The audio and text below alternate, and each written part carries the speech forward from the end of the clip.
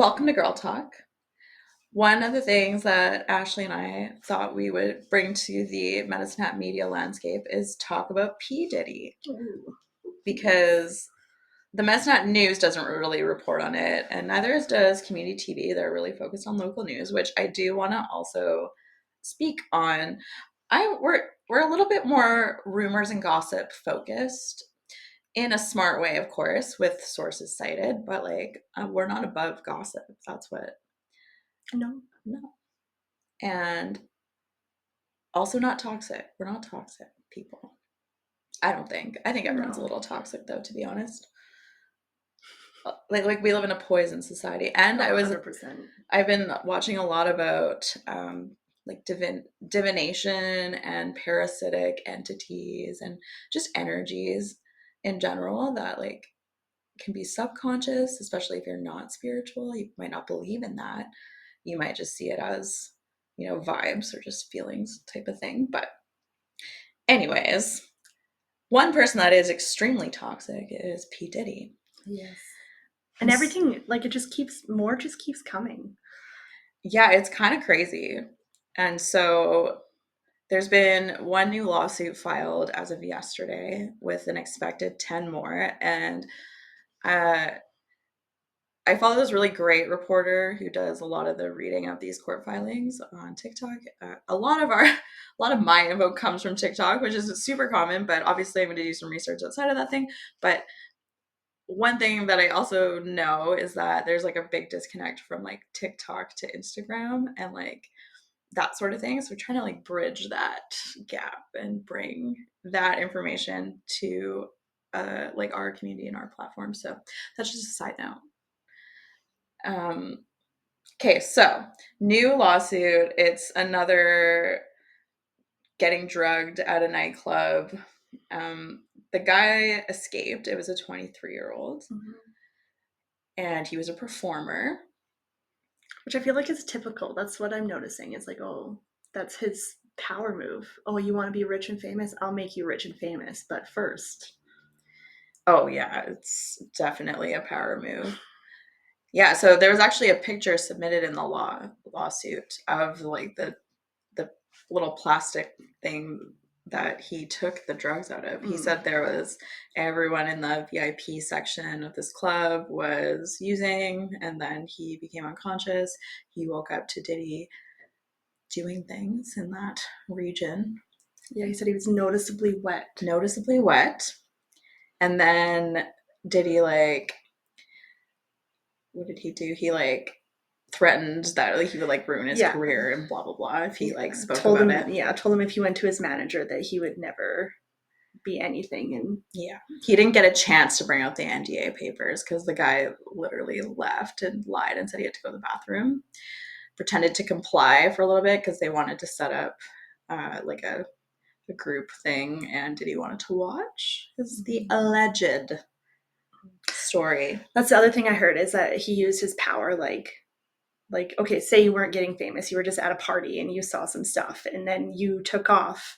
Then I've heard, read, watched, whatever, that he would like come for you. Like he would fuck around with stuff in your house. He would have you followed, like noticeably things that you would notice, but anyone else, if you told anyone, they'd think you're crazy. Like there's no way that's happening. But like you start to like mentally, psychologically mess with you, so you don't say anything. That reminds me of another story. I won't get too much into it, but like this guy who was a content creator in Hollywood, LA, he ended up going to one of these kind of elite parties, and they did it in stages. Like there was some weird like ritualistic kind of stuff going on, and he chose to opt out of this like humiliation ritual that they wanted him to do.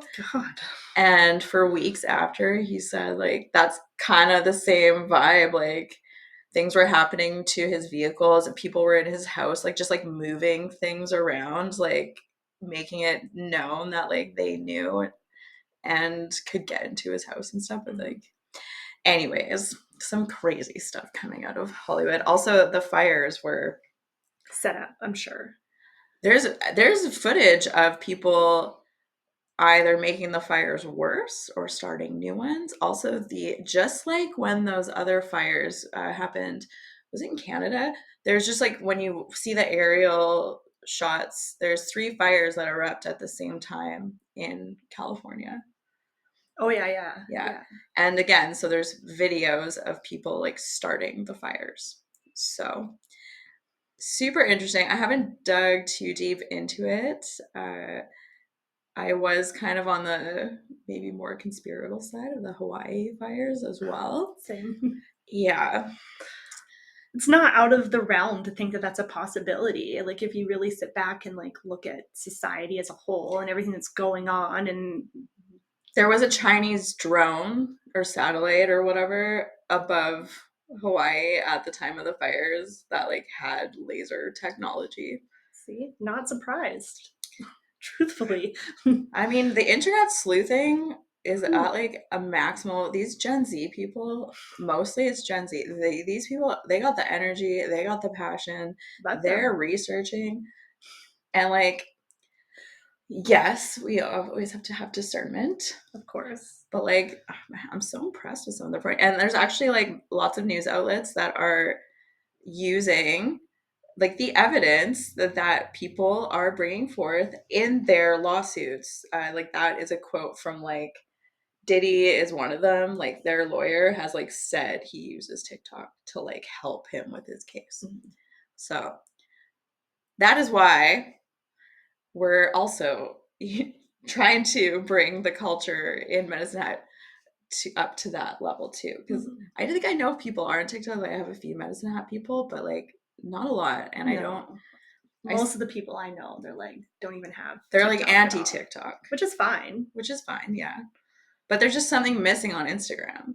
Like there's some good reels on Instagram, and like I'm still entertained, and I like the social element. But you know, we just gotta, There's just more depth on TikTok, more variety, more. yeah. And like, I mean, I still scroll past like so much stuff, Oh, of but course. yeah. Anyways, we're just trying to turn our like addiction into something productive for you. um, um, what else? Oh, right. So a lot of people talk about tariffs and Donald Trump and you know all of that sort of thing. And there's so many directions that this conversation can go. And one thing I thought would be interesting to talk about first is we're going to talk about the black and white cannibalism Oh thing that I yeah, showed you today yeah.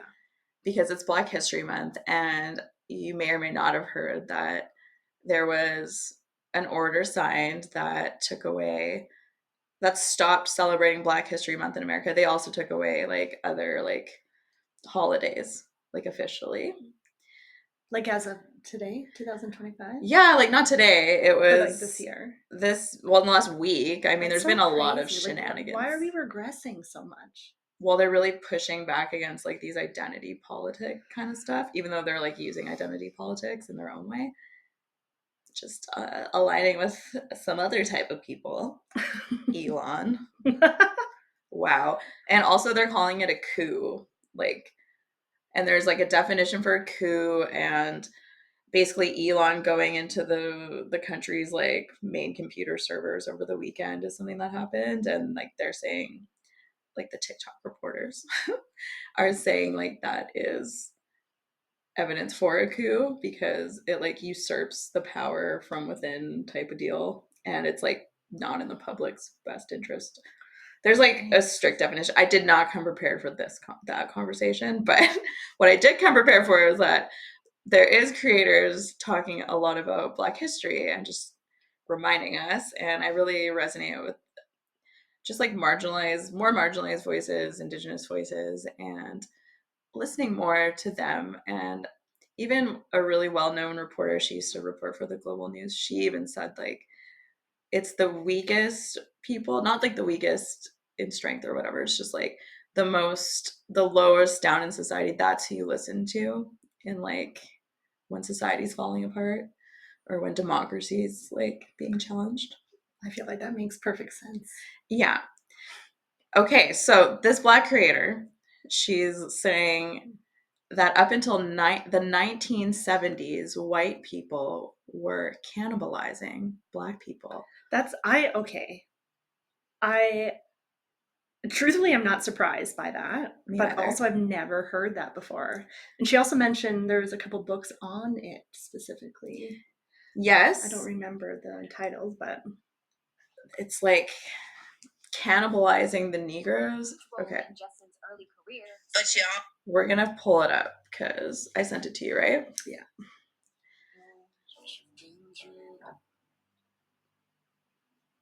Okay. I'm literally just gonna like. Now, I didn't know that this wasn't common knowledge. And if you didn't know this, that means you don't follow me. But white people have always indulged in cannibalism. They ate their slaves and they ate Black people that were free after the Emancipation Proclamation, after lynchings. If you didn't know this, you don't follow me. And if you don't follow me, you should follow me. My name's Chemistry. I teach Black history. I'm not part of Hillman Talk. I just do this for fun. And out of the passion that I have for spreading Black history. And just like everything else on my page, I'm not just feeding you a bunch of bullshit. There are a plethora of books that you can look into that proves that this is a fact. Books like The Delectable Negro, which covers recipes of how to eat Black people. Another book called Edible People, The Historical Consumption of Negroes and Foreigners, and I believe it was like The Cannibalistic Trade. And that's just two of many. But yeah, if you want to know more about the topic, if you scroll down on my page, I have a video called... We'll pause it there. Recipe on how to eat or how to cook Black people? Yeah, it's like a tutorial. That is, I want to get my hands on it just to have a look. I feel like that's... She 1970? Look it up right now. Okay. Not that I want to buy that book. It's definitely not going to be on sale. What was it called? Anywhere. Do you remember what it was called? Just write Negro cannibalism book. Because I don't want to play it again while we're recording. Yeah, and you know, another thing that this... Did you find it? The Delectable Negro. The Delectable Negro. I don't really want to say that too many times. Let's see. Published by Vincent Woodard. Let's see. They published publication date June 27th, 2014. Jeez. The New York Press made it. Okay, it brings together a bunch of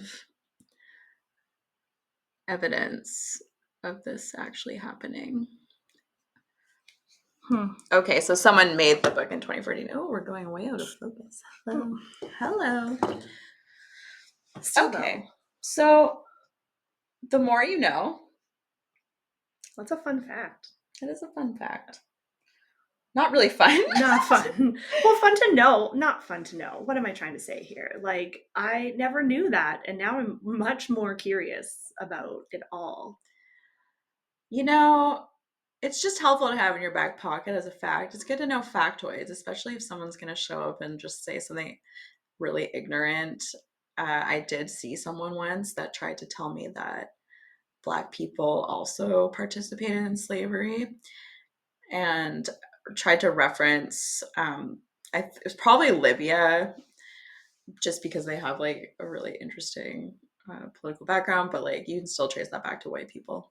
Anyways, he was just saying something, and I'm like, do you understand that you sound that you're being racist just by saying that? Like, you have to acknowledge it. When someone acknowledges it, you can't just say, well, like they also did it.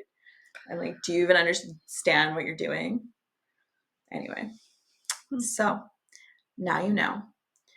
Because, and another thing, okay, yeah, she was saying like, well, one of the common stereotypes about like Black people or, you know, the slaves or third world countries is that they were cannibals themselves. And that was like a big thing to make them like lesser in society, was that, oh, like they're cannibalistic and like they're not as enlightened as white people. And yet... Oh, and then another thing related to cannibalism is that like so many of the mummies from Egypt were consumed by like Brits. Yeah. Oh yeah, that's also a fact. Yeah, they like thought it like gave them superpowers. superpowers. There is not like to eat a person. I mean, you are what you eat, so maybe it is. Maybe eating a human liver like gives you your better liver. I'm not advocating that whatsoever. I don't believe that. No, I'd rather eat worms. Right? Probably build some good organs. I feel like it's similar tissue. Well, we can't say too much because we'll be called crazies too. Because I think they were talking about eating crickets recently. This was like an alt-right argument. They're like, they're gonna make us eat crickets, like the World Health Organization. They talked about it, and I actually know someone that like produced crickets. I actually have cricket protein powder here in my house right now from that. True story. And I did put it in a smoothie, so I have had it. I couldn't comment fully on the taste because I never went like fully to try it. I'm a little scared. As a concept, though, like I could, if I had to, I feel it's like woody. It's kind of woody. Yes, yeah. Because it's powdered, you know. I think if you grind them up, it's. Anyways, I really hope we don't have to get to that point, but at this rate, we just might. My grandbabies will be eating cricket stew for breakfast. Gotta get that protein. Yeah, we go to at least 25% protein. Also, let's just leave it because we're trying not to do too long of episodes for you so that you'll stick around and maybe hear us out because you'll commit to something under 20 minutes. Maybe. We're drinking soju spritzes. And I watched a Korean girl last night, well, on TikTok as well, and she said, Canadians, I know you didn't ask for it, but like, we want to be your friend. Korea's got you. We like you, Canada. And I feel the same way. Also, their makeup right now. Have you heard of Tear Tear? No. Okay, they do these cushion foundations. Everyone loves them. Anyways, Korean skincare. If you haven't heard about Korean skincare, that shit is apparently just top notch. I've tried some, but you don't do skincare? What do you do for skincare? I use just a typical face wash, the CeraVe, yeah. And dermatologist recommended. I use those turmeric and is it koji berry? Koji? Yeah. Yeah. I use that every 3 days, and then castor oil and frankincense and tea tree oil. That's castor oil, frankincense. It's supposed to be. I've done that. Yeah, it's supposed to help with fine lines and wrinkles. Because I'm not 20 anymore. Yeah, I know. I'm constantly trying to fight mine. You know what I did last night in the when I was washing my hair? I didn't have face wash in the tub, but I was like, okay, I had this shampoo bar, which was like oat, and it was kind of like an exfoliator. So I like scrubbed like this whole area, like aggressively, because I just think of skin like leather before it's leather. And like one of the ways you work with leather is like you like smooth it out and condition it. Mm-hmm. So that's part of my skincare routine. But I think if I quit smoking, it would be a bit better. If I had less stress, mine would be a little bit better also. Yeah. I think the castor oil, though, that's like the tits of skincare. It really is. It's cheap. And it works so good. Yeah. It makes my face look nice.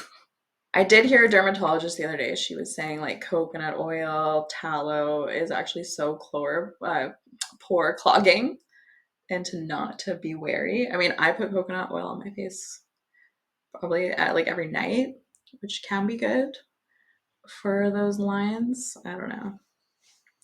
Okay, we're trailing off a little bit, but that's it. That's all we got. If you have any thoughts, comments, questions, something you want us to talk about, criticisms, if you want. Yeah, we're open. We're just learning here. Grow with us. Yeah. I want your real opinions. We're learning how to talk and be, entertaining as well. So hopefully it's all right. Okay. Well, that's that. Bye. Bye.